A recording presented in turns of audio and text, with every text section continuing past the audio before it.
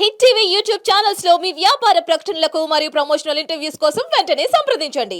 Hello guys, welcome to hit TV. So ఈ రోజు నుంచి ఆంధ్ర రాష్ట్రానికి మంచి రోజులు వచ్చాయని చెప్పుకోవచ్చు. ఎందుకంటే వరాల వర్షం అనేది కురిపిస్తున్నారు కేంద్ర ప్రభుత్వం.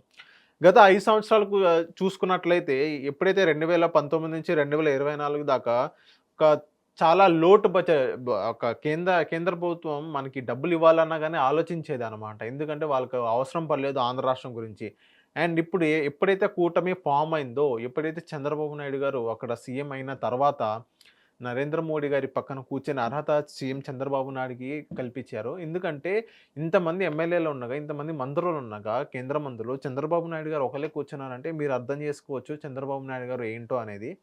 సో అలాగే ఆయన వర్క్ చేస్తున్నారని చెప్పుకోవచ్చు. ఎందుకంటే సెంట్రల్ గవర్నమెంట్ ఇప్పుడు ఆంధ్ర రాష్ట్రం వైపు వరాల వర్షం అనేది కురిపిస్తున్నారనమాట. సో గత ప్రభుత్వం చూసుకున్నట్లయితే 3 రాజధానులు అని చెప్పి 3 చుట్టూ తిప్పారు కానీ ఒక్కటంటే ఒక్క రూపాయి క్యాపిటల్ రాజధాని కోసం ఆయన ఖర్చు పెట్టలేదు. సో అలాగే ఇప్పుడు చంద్రబాబు నాయుడు వచ్చిన ఎమ్మటనే అమరావతి అనేది మన క్యాపిటల్ అనేది చంద్రబాబు నాయుడు గారు చెప్పడం జరిగింది. ఆ దిశలోనే వెళ్తున్నారు చంద్రబాబు నాయుడు గారు. అండ్ ఈరోజు బడ్జెట్ సమావేశాలు అయింది సెంట్రల్ గవర్నమెంట్. అలాగే పార్లమెంట్లో నిర్మలా సీతారామన్ గారు ఫినాన్స్ మినిస్టర్ సపరేట్గా ఆంధ్ర రాష్ట్రం గురించి ఒక మాట అన్నారు. ఆంధ్ర రాష్ట్రం అమరావతి గురించి 15,000 కోట్ల రూపాయలు బడ్జెట్ అనేది అమరావతికి పెట్టడం జరిగింది. ఇంకోటి ఏం చెప్పారంటే Polavaram as soon as possible, ఎంత తొందర అయితే అంత తొందరగా కేంద్ర ప్రభుత్వం పోలవరం అనేది పూర్తి చేస్తారనేది నిర్మలా సీతారామన్ గారు అన్నారు. ఇంకోటి ఏంటంటే ఏపీ రీఆర్గనైజేషన్ యాక్ట్ కింద ఇంకా చాలా పనులు ఉన్నాయి, అందులో కూడా మేము చేస్తాము. అందులో ఇప్పుడు ఏం చేస్తామంటే ఇండస్ట్రియల్ డెవలప్మెంట్ చేస్తూ ఉన్నారు. ఏదైతే ఇప్పుడు పరిశ్రమలు ఏ పరిశ్రమలు రావాలో ఆంధ్ర రాష్ట్రానికి ఆ పరిశ్రమలన్నీ మేము తీసుకొస్తామని హామీ ఇచ్చారు. ఇంకోటి ఏంటంటే ఇన్ఫ్రాస్ట్రక్చర్, ఏదైతే రోడ్స్ కానీ, వాటర్ కానీ, కరెంట్ కానీ, ఎలక్ట్రిసిటీ కానీ, ఏదైతే ఇవన్నీ ఉన్నాయో అవన్నీ మీకు ఆంధ్ర రాష్ట్రానికి ఇస్తామని ఖచ్చితంగా చెప్పారు.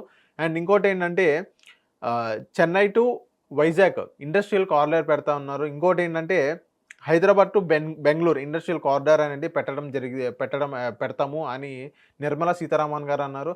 ఇంకోటి ఏంటంటే వెనకబడిన రీజియన్స్ ఏదైతే రాయలసీమ కానీ, ప్రకాశం కానీ, కోస్టలాంధ్ర ఏదైతే కొన్ని వెనకబడిన కొన్ని జిల్లాలు ఏదైతే ఉన్నాయో ఆ జిల్లాలందరికీ మేము ఫండ్స్ ఇస్తాము.